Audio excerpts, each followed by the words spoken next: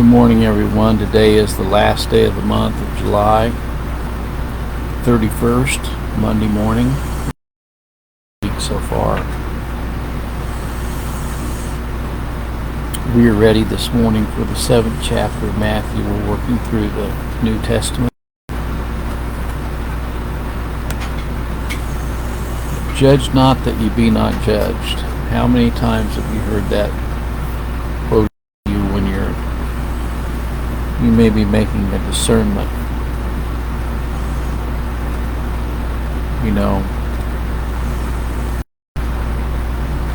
This goes on, Christ goes on and explains what he means by judge not that ye be not judged. He says, for with what judgment ye judge, ye shall be judged, and with what measure ye mete, it shall be measured to you again. And what beholdest thou the mote that is in thy brother's eye, but considereth not the beam that is in thine own eye? Or how wilt thou say to thy brother, let me put out the mote that out of thine eye, and behold, a beam is in thine own eye? Thou hypocrite, first cast out the beam out of thine own eye, and then shalt thou see clearly to cast out the mote out of thy brother's eye. So he's not saying never make discernments. He's saying, first of all, first and foremost, look at ourselves. Before we make judgments about other people's actions, first look at our own actions.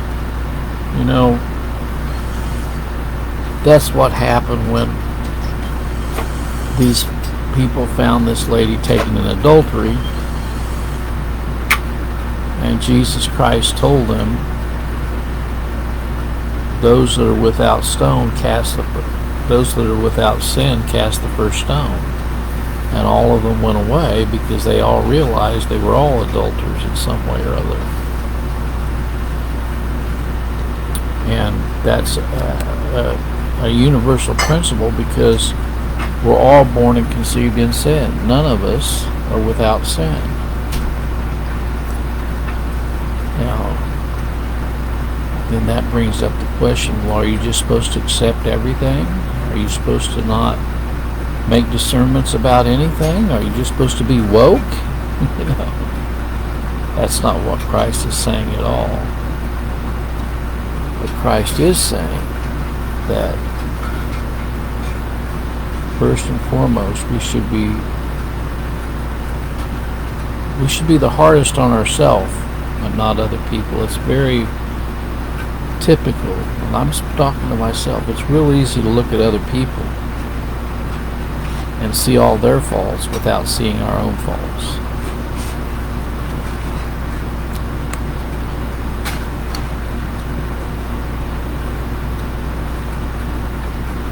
Give not that which is holy unto the dogs, neither cast ye your pearls before swine, lest they trample them under their feet and turn again and rend you.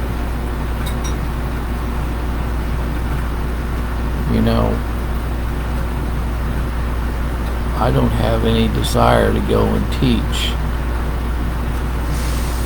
to some people who are hyper-Arminian in their doctrine, because if they are holding on to their doctrine of free will, and they're denying the scriptures of particular redemption, and they're denying the sovereignty of God in election, they will trample you under their feet, and they will rend you, because I've had it happen. And so, only God can reveal truth to people and cause them to embrace the truth.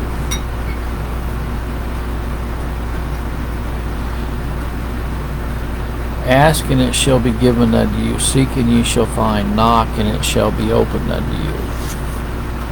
For everyone that asketh receiveth, And he that seeketh findeth, and him that knocketh it shall be opened. Reminds me of the scripture that says, all that the Father hath given him will come to him, and all that come to him he will in no wise cast out.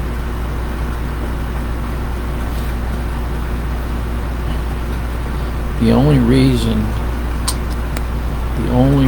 we would have a desire to seek and knock is because God has drawn us to himself.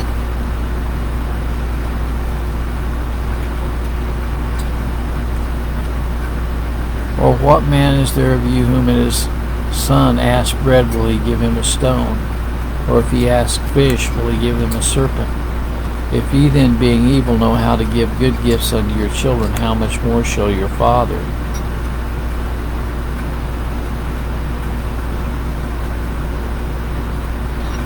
which is in heaven, give good things to them which ask him?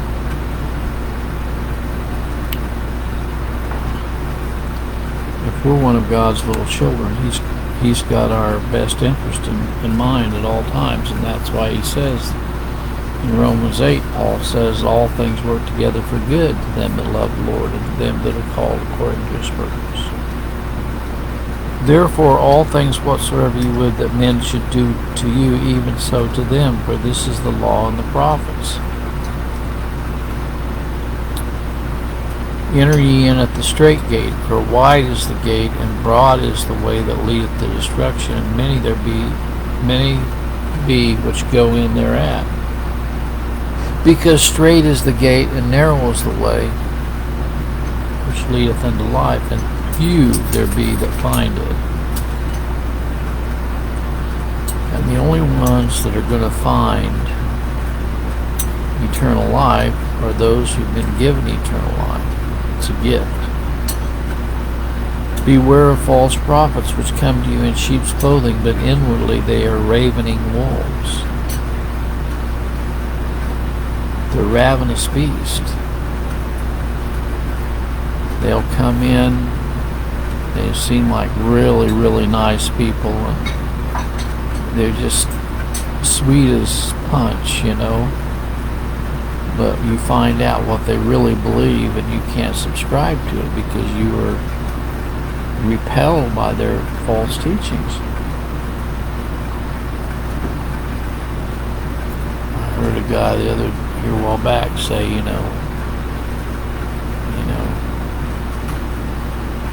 we all of us worship the same God. That is not true.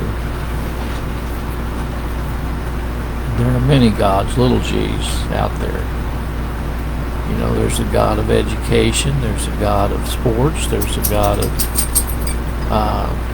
materialism, there's a God of secular education. There's many little g's. You shall know them by their fruits. Do men gather grapes of thorns or figs of thistles?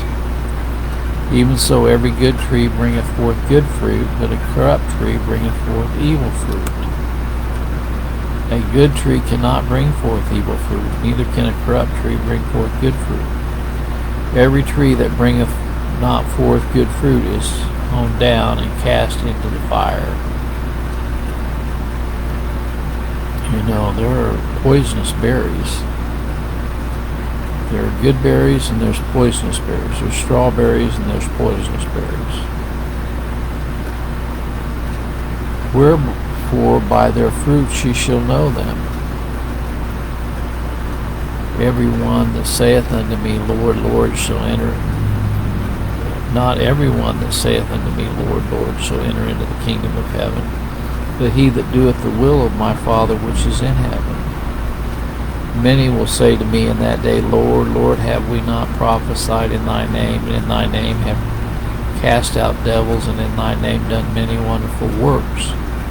And then will I profess unto them, I never knew you. Depart from me that work iniquity. I believe that people who are taking all the glory for themselves and patting themselves on the back. I heard a guy on the radio this last week, and he was saying that they had got 19 young people saved. He doesn't save anybody. There's nothing he can do to save anybody. God's the one that died on the cross. God's the one that chose them from the foundation of the world. This man didn't get anybody saved. And to get up and beat your chest and talk about how many people you got saved is absolute pride.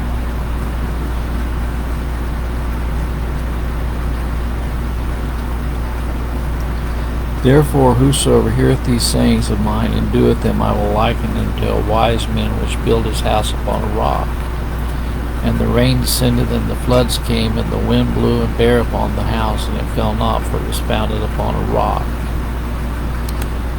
Is your doctrine founded upon the completed, finished work of Christ, or is it founded upon something that you do? Is it founded upon the works of men? And everyone that heareth these sayings of mine and doeth them not shall be likened unto a foolish man which buildeth his house upon the sand. And the rain descended, and the floods came, and the wind blew and beat upon that house, and it fell, and great was the fall of it. Well, many people today have built their house on the sands of free will. You know. And when the rain descends, when all of these false doctrines come into fruition, and you see the harvest of the Arminian doctrine, that house is going to fall. And it came to pass when Jesus had ended these sayings that people were astonished at his doctrine. Have you experienced people being astonished at your doctrine? When you try to uphold the doctrines that I've talked about this morning, people become astonished. You know.